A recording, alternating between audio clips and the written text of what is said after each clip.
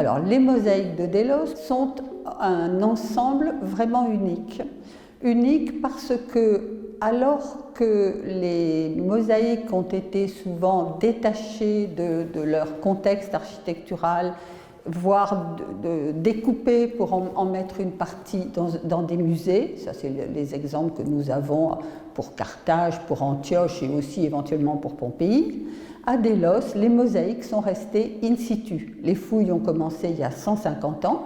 Les mosaïques ont été découvertes au fur et à mesure du dégagement des maisons, mais on les a laissées sur place. Aucune n'a quitté l'île et quelques morceaux ou quelques fragments sont au musée, mais ce sont soit des fragments extrêmement fragiles qu'on ne pouvait pas laisser sur place, soit des fragments de mosaïques venant de l'étage des maisons qui bien sûr se sont cassés en tombant.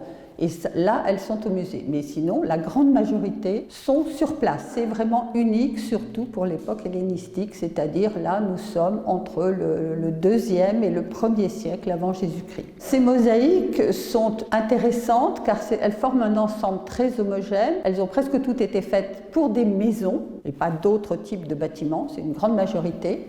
Et d'autre part, elles sont homogènes par leur date, puisque il y a eu un boom économique à Délos pour des raisons politiques entre 130 et 68, 69 avant Jésus-Christ, et toutes ces mosaïques ont été faites à la même date, c'est-à-dire sur 2 ou 3 générations. L'école et les Fories des Cyclades ont fouillé à peu près un tiers de l'île, soit une centaine de maisons.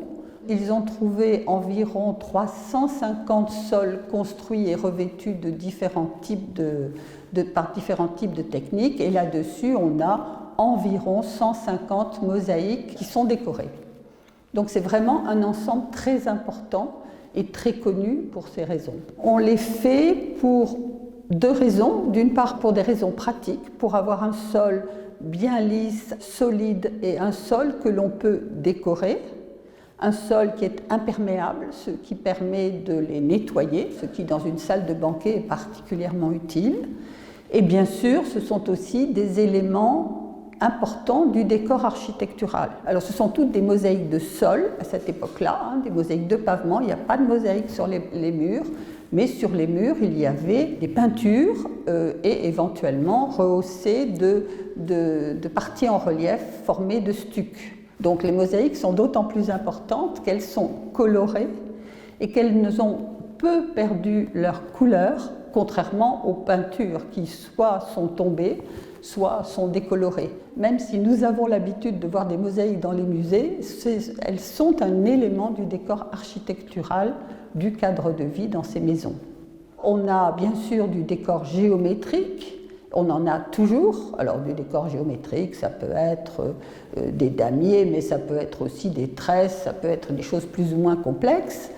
Il y a du décor végétal, pas beaucoup, mais on a des guirlandes, on a des rinceaux, et on a aussi du décor figuré. Il n'y en a pas dans toutes les mosaïques, loin de là, c'est un élément de luxe, bien sûr. Essentiellement, le décor est en relation avec Dionysos. Dionysos, c'est le dieu de la vigne, du vin, comme tout le monde sait, mais aussi du théâtre. Et Dionysos est très présent dans la maison. Et alors, pour honorer Dionysos à travers ces mosaïques, on peut avoir des représentations du dieu lui-même sur une panthère, comme dans la maison des masques ou la maison du Dionysos, justement, ou bien des courses de biges dans la maison des dauphins. Chaque bige, c'est-à-dire chaque attelage de 2 dauphins, porte un signe distinctif des dieux représentés, et on voit que c'est l'attelage des dauphins de Dionysos qui gagne. Donc on évoque Dionysos à travers ces mosaïques. Alors pourquoi le fait-on ? Eh bien on le fait pour honorer le dieu, mais aussi pour montrer la culture des personnes qui habitent dans ces maisons, culture grecque bien sûr, et également la culture des hôtes qu'ils reçoivent, qui comprennent tout à fait l'allusion à Dionysos. Les circonstances de l'économie et de la politique à Délos ont fait venir des quantités de marchands et même de banquiers de toute la Méditerranée qui sont venus s'installer à Délos pour un temps plus ou moins long, et ce sont eux qui ont fait construire ces maisons très luxueuses qui à la fois devaient être confortables, bien entendu, mais aussi avaient visiblement pour objectif de marquer leur statut social et leur parfaite intégration dans la culture grecque.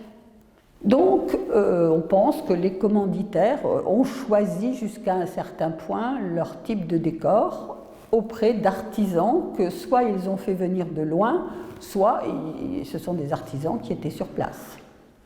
Alors, le travail des mosaïstes se fait sur place, puisque la grande partie des mosaïques c'est constitué de petites tesselles, c'est-à-dire de petits cubes de pierre ou de verre ou de faïence pour certaines couleurs, que l'on pose directement sur le mortier frais sur place.